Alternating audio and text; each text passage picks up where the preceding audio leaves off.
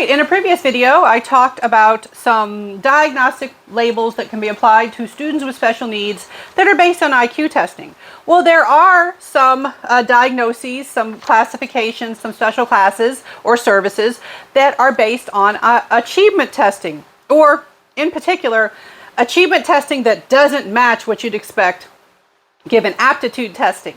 All right, so let's talk about learning disorders or learning disabilities. Oftentimes students say learning disabilities. In particular, in the DSM, the Diagnostic and Statistical Manual of Mental Disorders, 5th edition, we have the category specific learning disorder. All right, so for specific learning disorder, this is a deficit in a particular area of learning. So you have to specify the area of learning. It's not overall, it's something specific, like reading is a very common one, that is not caused by an apparent physical disability or by an unusually stressful home environment. You can probably guess that one's hard to determine. All right, so the idea is, for some reason, you have no idea which reason, but for some reason this child is not learning as much as you would expect in a specific area, and a lot of times this is diagnosed by giving an IQ test and giving an achievement test, often a series of achievement tests, and determining that yes, their achievement is lower than what you would expect given their aptitude, given their IQ. What causes this? A lot of times students want to know that. We do not know that. We do not know the cause. When someone is diagnosed with a learning disability, all we know is that they exhibit the learning disability. It's very descriptive in nature. We don't know why, and it's irrelevant because we don't want to take the disability away, but we know that the person has the disability. We know that they have the learning disorder or learning disability. So as educators, the job is to help that individual learn. All right, to do all that you can, hopefully, to give them a learning environment where they can learn and to exhibit their aptitude rather than have the deficits exhibited by their LD, with abbreviation for learning disorder or learning disability. All right. There are various things that you can do for learning disabilities, and depending on what type of school the student goes to, if they go to a public school in the United States, at the time of recording, it is still very much the situation that you have to do something for a child that has a documented learning disorder, and so they get things like accommodations, things like extra time on tests if that's something that helps them, not being counted off for handwriting if their handwriting is affected, being able to type their answers in certain situations, being able to use aids in class, like if someone has hearing issues or processing issues that makes it difficult for them to take notes, they might be able to use recording devices. I mean, this is just some of the many things that might be available. The most common learning disorder, as of this recording, based on research, it has to do with reading. Reading disorder, or the specific label that you may have heard of, dyslexia. Dyslexia is unusual difficulty with reading, and again, we don't know exactly what causes it, but it is thought to be the result of some neurological underdevelopment. We know the child has difficulty reading. You help them with reading. So a lot of times they don't need like a special class or anything like that, but they may get special assistance, like a person who comes and helps them in a small class setting or even an individual setting, to help them learn tricks that work for them for reading. And just since I have a child with dyslexia, one thing I want to spread the word about: graphic novels. Comic books in longer form.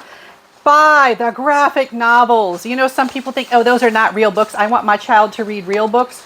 Graphic novels are just fabulous. For children with dyslexia, not only do they help them see the words in context to help them figure out what the words are, but it makes it more fun. It makes it so that they can read, graphic novels. kids with dyslexia, graphic novels. Now, one sort of misconception about dyslexia, it was certainly a big thing when I was younger. A lot of people thought that people with dyslexia read words backwards, and that's not what it is, right? With dyslexia, doing things like sounding out words is very difficult. It's a lot of difficulty with spelling and understanding how those individual letters come together to form a word. Now, I do not have dyslexia, but I have family members, not just my child, but other family members and friends and other students with dyslexia. And so, you know, they will describe it to me as if there's a word there, but the letters could go anywhere. You know, like it's really hard for them to figure out, okay, I know this word has these particular letters. I don't know where they go. I know they go somewhere. So they will make a lot of spelling errors. You know, sometimes it may look like the words are reversed, but it's not because they're seeing them backwards. It's just that putting them together is very difficult. So phonetically sounding things out is going to be very difficult for them. It does help to have context. Like, okay, what's going on in this paragraph? Oh, I know what this word is. All right. So, and then, you know, that it's a lot of it is helping them figure out what helps them. All right. You also have something called Dyscalculia. I always mispronounce it. Dyscalculia. Dyscalculia. All right. My difficulties sometimes have to do with pronouncing certain sounds. You might have picked up on that. Difficulty with math. Now, I'll have a lot of students like, I have that. You probably don't because it's actually quite rare. But this is unusual difficulty with math, probably originating from a distinct part of the brain.